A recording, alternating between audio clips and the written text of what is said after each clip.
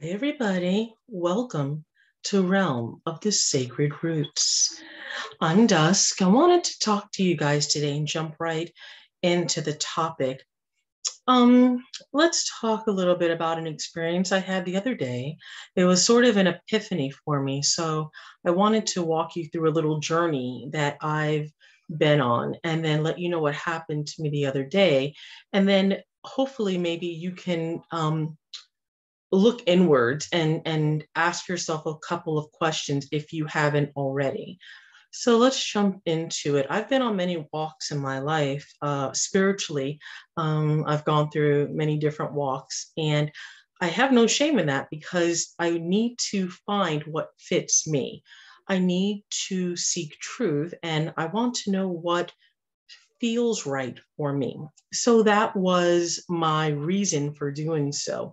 And I'm assuming if you're watching this, you're probably similar to that of learning and wanting and having desire to know more and wanting to know maybe who you are, where you've come from, and where you're going.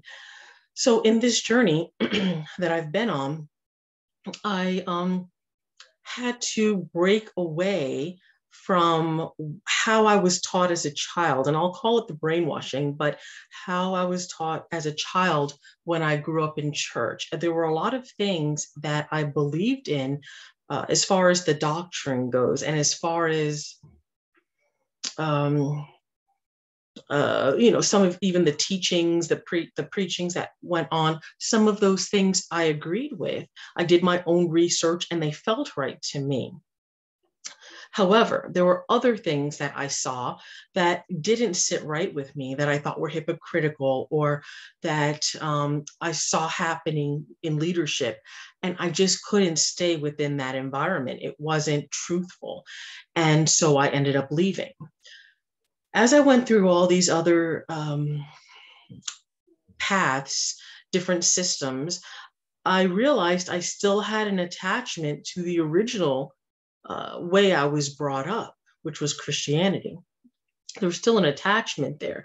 Now, if you have tried to, I guess, deprogram yourself from what you were taught, it can take years. And even still, it takes a while even after that, right? So it's a constant battle, it's a constant struggle. What I realized was is I didn't have to throw the baby out with the bathwater because there were deities, entities, as in God, the Creator, Great Spirit, Jesus, and the Holy Spirit, meaning the Trinity, that I still believe in, that I still have a connection with. And I realized that because I separated myself from Christianity, didn't mean that I had to separate myself from those entities that I still either prayed to or talked to or believed in. They were separate to me. It just took a while for me to get to that point. So I guess that was the first thing. I was hoping that if you were doing the same and perhaps separating yourself from something you were or a people, but you still believed in maybe what they taught or the deities that were associated with it, that you not throw it all away if you still believed in it. It's okay to pick and choose sometimes, to take what works for you and the rest to throw away. Sometimes it's okay to do that. And that's exactly what I did. So this is what happened to me the other day. The other day, and just so you know, before I start that story, I am I'm closer to the shaman side. If you would ask me kind of where I fell, right? With my animals and with plants and my connection to those things and to earth and to the different elements. That's kind of where I fall, right?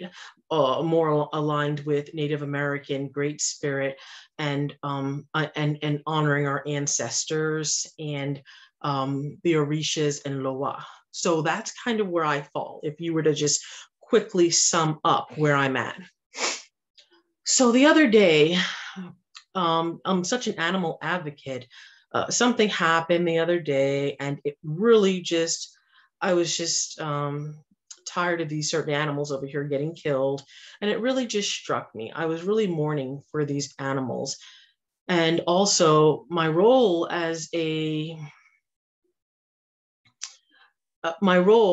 somebody who helps spirits from this realm, from Earth, and go over to the other realm.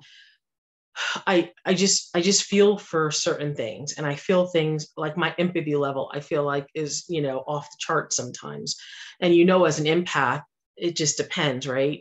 Sometimes you're really grabbed by it. Well, that's what happened the other day when these animals, just are dying over here where I'm at. And so, because of people being careless, basically. And so I was meditating, and I was praying, and I'm helping, these animals cross over.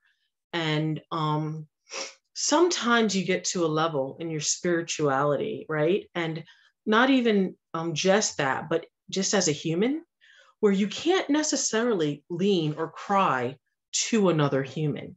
Sometimes you're at this point where you need to lean on something higher, right? If you understand what I'm saying, whether it's faith or your spirituality, whatever you want to call it. And for me, I couldn't seem to find that deity to do that with. And I'm going through all the ones I know, and I'm like, and I'm praying, and I know who I'm praying to and everything. And I'm like, but what's going on? But then, and this is interesting,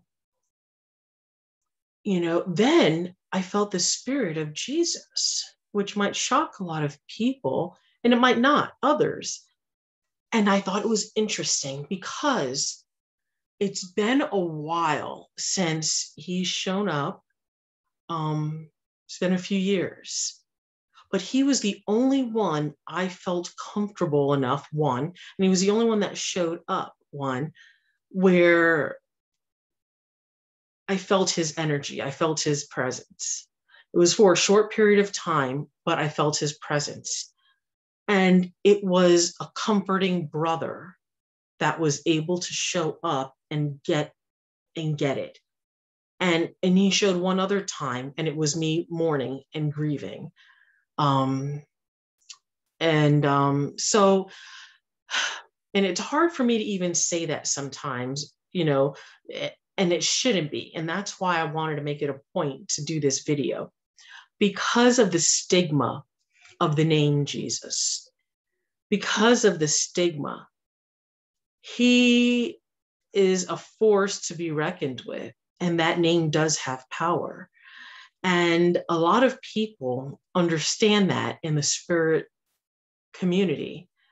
And so I, along my journey, still need to break some of that brainwashing, not just from the church and the people, but from the world and the stigma of certain names that I throw out. And it's like, oh yeah, that Jesus dude, da da da da da, because I'm not the one that, like, you bang on my door and you're, trying to get me to believe this, and I'm not pushy, and I don't want anyone to push anything on me. So I guess what I'm saying is I have my line of you have your line of protectors and your guardians, and you have all these things around you. But ask yourself, do you have one that you can cry to? Do you have one that you can lean on? That you can really pour your heart out to? And that was my epiphany the other day. I couldn't think of another deity that I could do that with. I couldn't think of another entity that I could do that with. There are a lot of different ones. I can ask for protection, and I can ask for different things. You can send spirits on assignments. There are a lot of things that you can do. But I was like, gosh, dang it, I don't actually have one I can cry to. Now, I don't cry often. I'm not a big, like, oh, all the time and da da da. I think as I get older with animals, I am tending to do that more. To those that are vulnerable in society, I'm tending to be more of an advocate for. But that was my epiphany. And I wanted to run that by you, because those that are spirit workers, we sometimes, just like pastors or whoever else is out there, I guess priests, we all need somebody to cry to lean on once in a while. And even though it doesn't happen often to me, I found it interesting that he was the one that was there amongst all the other ones that I deal with. I just thought that was interesting, or at least, like I said, I felt his presence there. So ask yourself that question. And I'm curious on your responses. If you wouldn't mind writing them down in the comments portion, what are your thoughts? What are your responses? Who do you lean on? Do you lean on anybody? Um, as spirit workers, I think we need that sometimes. So, anyways, I had to share that with you, that story. I thought it was fascinating, just thinking about our roles with the entities that we interact with. And I thought it was kind of fascinating. And again, don't throw it all out. If there's an aspect of a system or a religion that actually works for you, pull that, take that, and put it in your repertoire and use it. Put it in your toolbox and use it. Don't throw it all out. That's what makes you stronger, is being diverse, right? Is pulling from all these different places and using it. So I say go for it. So just wanted to pop in, do a quick little video. I missed you guys. I haven't talked to you guys in a while. I've been busy studying, going to school again. So I just said, let me pop in and say a quick hi. But yeah, anyways, if you have any questions, comments, leave them down below. Please subscribe, and I will see you guys soon. Bye.